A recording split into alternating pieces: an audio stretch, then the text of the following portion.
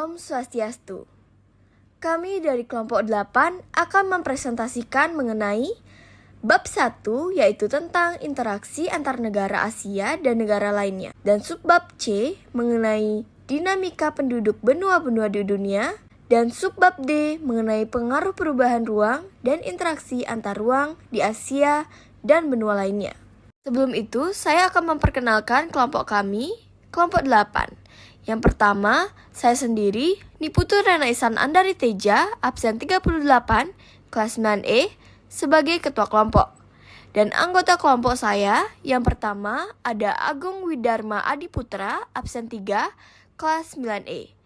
Yang kedua ada Bernardina Keisa Putri Arifin, absen 5, kelas 9E. Yang ketiga ada Idewa Made Arya Wiriam Ramadanta, absen 12, kelas 9E. Dan yang terakhir ada Nikadek Debi Sukma Mahayanti, absen 29, kelas 9E. Pertama-tama, kami akan membahas mengenai dinamika penduduk benua-benua di dunia. Dinamika penduduk Asia. Agama di Asia sangat beragam. Ada beberapa agama yang dianut yaitu Buddha, Hindu, Kristen, dan Islam.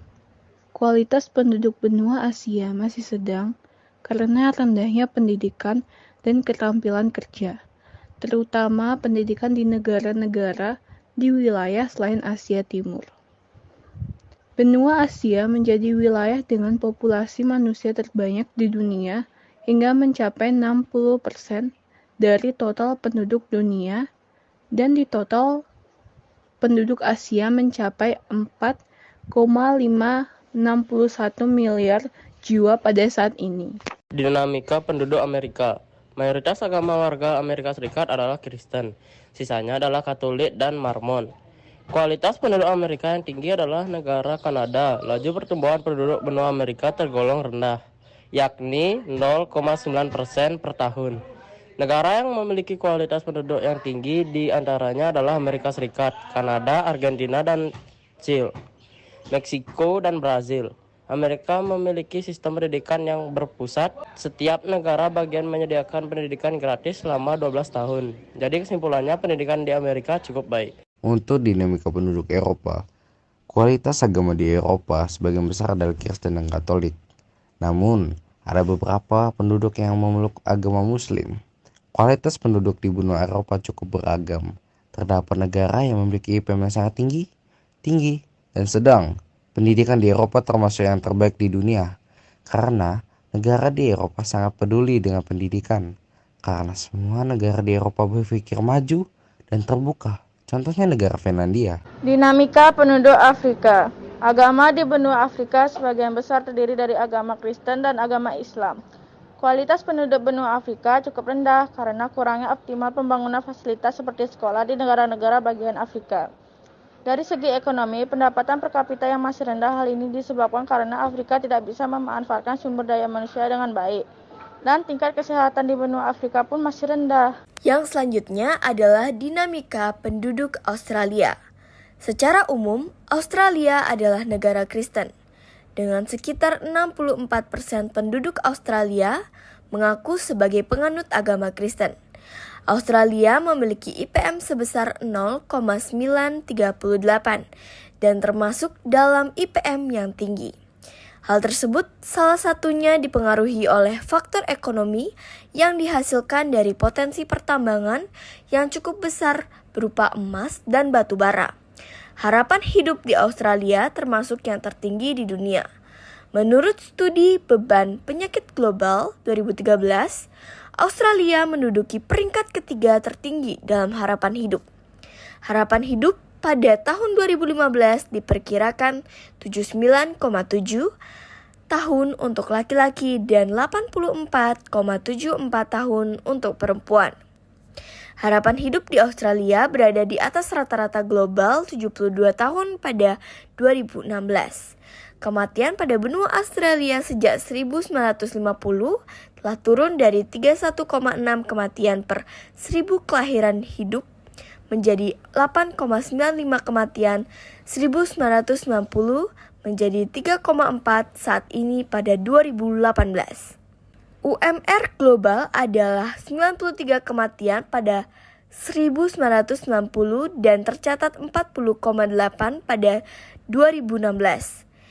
Institusi pendidikan di Australia memiliki peringkat yang baik dalam hal kepuasan siswa, kemampuan kerja, kualitas hidup, dan komunitas siswa. Kelebihan sistem pendidikan di Australia selalu menarik banyak siswa dari seluruh dunia. Selanjutnya, kami akan membahas mengenai pengaruh perubahan ruang dan interaksi antar ruang di Asia dan benua lainnya. Bidang ekonomi. Interaksi antar ruang terjadi dalam bentuk perdagangan untuk memenuhi kebutuhan barang atau jasa yang tidak mampu diciptakan sendiri oleh suatu negara. Dari interaksi itu, suatu negara akan mendapatkan keuntungan ekonomi dengan cara menjual atau menyediakan jasa. Dampak positifnya, pasar terbuka untuk produk ekspor. Dampak negatifnya, timbulnya penjajahan ekonomi oleh negara yang lebih maju. Bidang politik, pengaruh interaksi ruang antar negara di bidang politik bisa membuat perubahan pada kebijakan pemerintahan di banyak wilayah. Peristiwa politik di suatu negara bisa mempengaruhi kebijakan negara lain. Dampak positif, semakin berkembangnya paham liberalisme. Dampak negatif, adanya konspirasi internasional. Pada bidang budaya, kemajuan teknologi transportasi dan komunikasi membuat interaksi antar masyarakat yang berbeda budaya akan sering terjadi, baik langsung maupun tidak langsung. Hal tersebut membuat pengaruh suatu budaya bisa melebar ke banyak negara. Dampak positifnya, mempercepat terjadinya modernisasi, mempermudah akses untuk mendapatkan pengetahuan. Dan dampak negatifnya, pengaruh budaya asing dikhawatirkan tidak sesuai dengan Indonesia. Bidang sosial.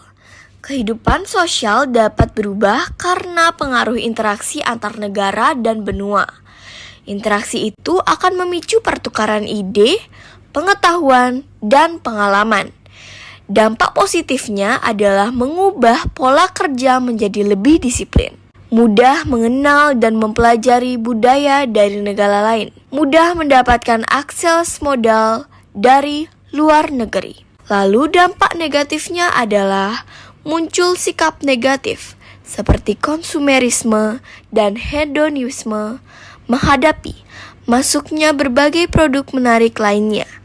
Tersisihnya kebudayaan asli di Indonesia karena adanya budaya asing dari negara tetangga. Kuatnya pengaruh budaya luar sehingga menghilangnya ketertarikan pada budaya lokal. Dalam bidang pendidikan, interaksi antar ruang melahirkan kerjasama antar negara dalam bidang pendidikan. Banyak negara yang mengirim pelajar dan mahasiswa ke negara lain untuk mempelajari ilmu dan teknologi. Dampak positifnya mendorong kemajuan ilmu pengetahuan dan teknologi. Dan dampak negatifnya, kurang dan tidak meratanya sarana pendidikan. Sekian presentasi dari kami, kelompok 8, mengenai dinamika penduduk benua-benua di dunia dan pengaruh perubahan ruang dan interaksi antar ruang di Asia dan benua lainnya. Sekian dan terima kasih. Om Santi, Santi, Santi, Om.